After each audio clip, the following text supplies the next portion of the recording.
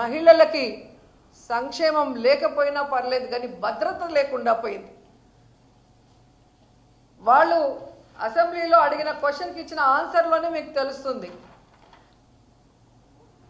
June 24 నుండి జనవరి 25 వరకు 16,809 కేసులు. అంటే ప్రతిరోజు దాదాపుగా 70 మంది మహిళలు చిన్నపిల్లల మీద ఏ విధంగా రేపులు కానీ అఘాయిత్యాలు కానీ టార్చర్లు కానీ న్యాయాలు కానీ అన్నీ జరుగుతున్నాయో వాళ్ళే సాక్షాత్తు అసెంబ్లీలో అడిగిన క్వశ్చన్కి ఇచ్చారు. ఈరోజు జగనన్న అధికారంలో ఉన్నప్పుడు మహిళా పక్షపాత ముఖ్యమంత్రిగా మహిళలకు ఎంత అండగా ఉన్నారో మనం కళ్ళారా చూసాం. కానీ ఈరోజు చంద్రబాబు నాయుడు ముఖ్యమంత్రి అయ్యాక మహిళల కక్ష సాధించే విధంగా ఈరోజు కార్యక్రమాలు చేపడుతున్నారు. ఉదాహరణకి ఎన్నో ఉన్నాయి. ఈ రాష్ట్రంలో ఎంతమంది ఆడపిల్లల్ని రేప్ చేశారు, చంపేశారు, ముక్కలు చేసేశారు, అయినా కూడా పట్టించుకోరు. ఎక్కడికి ముఖ్యమంత్రి కానీ డిప్యూటీ కానీ హోంమంత్రి కానీ రావటానికి కూడా మనసు సహకరించదు. ఎందుకు ఇవన్నీ జరుగుతున్నాయి అంటే వీళ్ళు విచ్చలవిడిగా ఈరోజు మద్యాన్ని ప్రవహింపజేయటమే. ఎక్కడ చూసినా బెల్ట్ షాపులు, గంజాయి, డ్రగ్స్ ఈ రాష్ట్రంలో ఉన్న యువతని నాశనం చేస్తుంది. ఆ యువత చేతిలో ఈరోజు ఆడపిల్లలు బలి అవుతున్నది నిజం కాదని అడుగుతున్నా. సాక్షాత్తు ముఖ్యమంత్రి ప్రాతినిధ్యం వహిస్తున్న కుప్పంలో కానీ హోంమంత్రి ప్రాతినిధ్యం వహిస్తున్న వైజాగ్ ప్రాంతంలో ఈరోజు ఎకరాలకు ఎకరాలు గంజాయి పండిస్తుంటే ఏం చేస్తున్నారని అడుగుతున్నా. 100 రోజుల్లో గంజాయి లేకుండా నిర్మూలిస్తామన్న మీరు ప్రాతినిధ్యం వహిస్తున్న చోట ఇంత గంజాయిని పండిస్తూ ఈ విధంగా బెల్ట్ షాపుల్ని పెట్టించి విచ్చలవిడిగా మందు సరఫరా చేస్తూ కొత్తగా డ్రగ్స్ను కూడా తీసుకొచ్చారు. సాక్షాత్తు ముఖ్యమంత్రి గారు నివాసం అంటున్న గుంటూరు ప్రాంతంలోనే ఈరోజు డ్రగ్స్ దొరుకుతున్నాయంటే వీళ్ళు ఏం పరిపాలిస్తున్నారని నేను అడుగుతున్నాను. వీటి వల్లే కదా ఆడవాళ్ళ మీద ఇన్ని అఘాయిత్యాలు జరుగుతున్నాయి.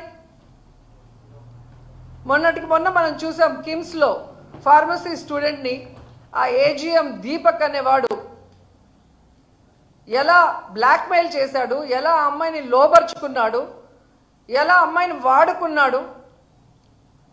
ఈరోజు ఆ అమ్మాయి ఆత్మహత్య చేసుకునేదానికి ఎలా కారణమయ్యాడో కల్లారా మనం చూస్తున్నాం.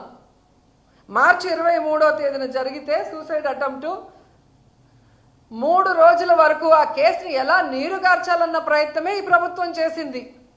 ఎందుకంటే హాస్పిటల్ చంద్రబాబు నాయుడు సామాజిక వర్గానికి ఆయనకు కావాల్సిన మనిషిది. ఆ ఏజీఎం దీపక్ తెలుగుదేశం పార్టీ నాయకుడు. సో వాళ్ళని కాపాడటానికి ఆ తల్లిదండ్రులకి కడుపు కోత మిగిల్చే విధంగా ఆ కేసును నీరుగారుస్తూ ఆ అమ్మాయిని అదే హాస్పిటల్లో ట్రీట్మెంట్ చేస్తున్నట్టు నటించడం అనేది దురదృష్టకరం. ఈరోజు స్టూడెంట్స్, మహిళా సంఘాలు, వైఎస్ఆర్సీపీ అందరూ కూడా పోరాటం చేశాక ఏదో తూతూ మంత్రంగా అరెస్ట్ చేశారు. కానీ ఎందుకు ఈ రోజు వరకు ఆ హాస్పిటల్లో ఉన్న సీసీ ఫుటేజ్ని బయటికి ఇవ్వలేదు అని అడుగుతున్నా. పాస్టర్ గారి విషయంలో వాళ్ళ ఇష్టానికి అక్కడ ఒక సీసీ ఫుటేజ్, ఇక్కడ ఒక సీటీ ఫుటేజ్ అని చూపిస్తూ ఎలా కేసులు డైవర్ట్ చేయాలనుకుంటున్నారో మనం కళ్ళారా చూసాం. అలాగే అనేక కేసుల్లో మనం చూసాం కేసులు డైవర్ట్ చేయడానికి ఎలాంటి సీసీ ఫుటేజ్లు వీళ్ళు బయటకు ఇస్తారని. కానీ ఈరోజు వాళ్ళ హాస్పిటల్లో ఆ అమ్మాయి చావు బతుకుల మధ్య కొట్టుమిట్టాడుతుంటే ఎందుకు ఆ అమ్మాయికి ఆ పరిస్థితి తీసుకొచ్చిన ఏజీఎం దీపక్ని లోపల వేసే విధంగా బయటికి రాకుండా ఆ సీసీ ఫుటేజ్ ఎందుకు బయటికి రాలేదని అడుగుతున్నా.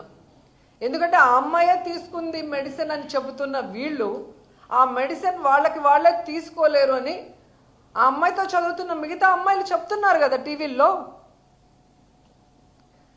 ఈరోజు ఆ అమ్మాయి లెటర్ ఏదైతే సూసైడ్ చేసుకుందని మీరు చెప్తున్నారో దానికి ముందు రాసిన లెటర్ బయటపడింది కాబట్టి ఈ ఏజీఎం దీపక్ అనేవాడు ఆ అమ్మాయి జీవితంతో ఎలా ఆడుకున్నాడు, అమ్మాయికి నరకం ఎలా చూపించాడు అనేది బయటపడింది. సో అది హత్య ఆత్మహత్య అనేది ఇప్పుడు అనుమానం వస్తుంది.